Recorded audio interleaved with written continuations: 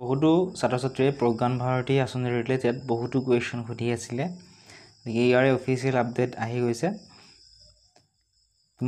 তোমালোকৰ নামটো অফিচিয়েল ৱেবছাইটত গৈ চাব পাৰিবা PDF সমূহত। গোটেই PDF সমূহ ক'ত পাবা, লগতে কিমান % পালে তোমালোকে পাবা, গোটেইখিনি এই ভিডিঅ'টো চালে তোমালোকে জানিব পাৰিবা।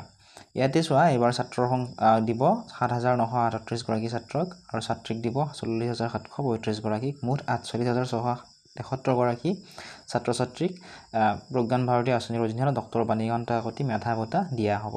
৭৫% বা তাতকৈ ওপৰত নম্বৰ পোৱা ছাত্ৰসকলক দিয়া হ'ব, লগতে প্ৰথম বিভাগত উত্তীৰ্ণ ছাত্ৰীসকল ইয়াৰ দ্বাৰা উপকৃত হ'ব।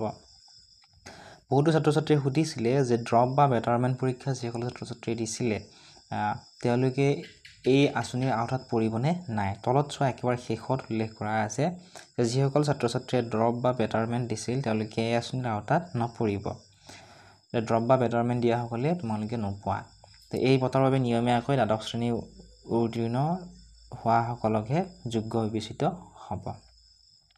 আৰু ঘোষণা কৰা হৈছিল যে আগন্তুক বৰ্ষৰ পৰা ৭৫% বা ততোধিক নম্বৰপ্ৰাপ্ত ছাত্ৰ ছাত্ৰীকহে এই বঁটাৰ দ্বাৰা বিবেচনা কৰা হ'ব। অহা বছৰৰ পৰা 75% পাবই লাগিব, তেতিয়াহে তোমালোকে এই প্ৰজ্ঞান ভাৰতী আঁচনিৰ অধীনত ডক্টৰ বাণীকান্ত কাকতি মেধা বঁটা পাবা। এতিয়া তোমালোকে সেই যিটো ৱেবছাইট আছে, ৱেবছাইটটোৰ লিংক তোমালোকে ডেছক্ৰিপশ্যনত পাবা। সেই লিংকটোত ক্লিক কৰিবা। ক্লিক কৰাৰ পিছত এনেকুৱা ধৰণৰ ৱেবছাইট এটা অপেন হ'ব। ইয়াত তোমালোকে অলপমান তলৰ ফালে স্ক্ৰল কৰিলে ইয়াত চোৱা লিখা আছে boys arts PDF, boys commerce PDF, boys science PDF, boys vocational PDF। গতিকে আৰ্টছ পঢ়িছা যদি আৰ্টছত ক্লিক কৰিবা, কমাৰ্চৰ ষ্টুডেণ্ট যদি কমাৰ্চত ক্লিক কৰিবা। গতিকে ইয়াতে তোমালোকে যিকোনো এটা ক্লিক কৰিলে তোমালোকে PDF সমূহ পাবা। ঠিক আছে, PDF সমূহ ডাউনলোড হোৱালে অলপ সময় তোমালোকে অপেক্ষা কৰিবা। অপেক্ষা কৰাৰ পিছতে তোমালোকে ৰেজিষ্ট্ৰেশ্যন নাম্বাৰ, কিমান % পাইছা, গোটেইখিনি ইয়াতে তোমালোকে পাবা।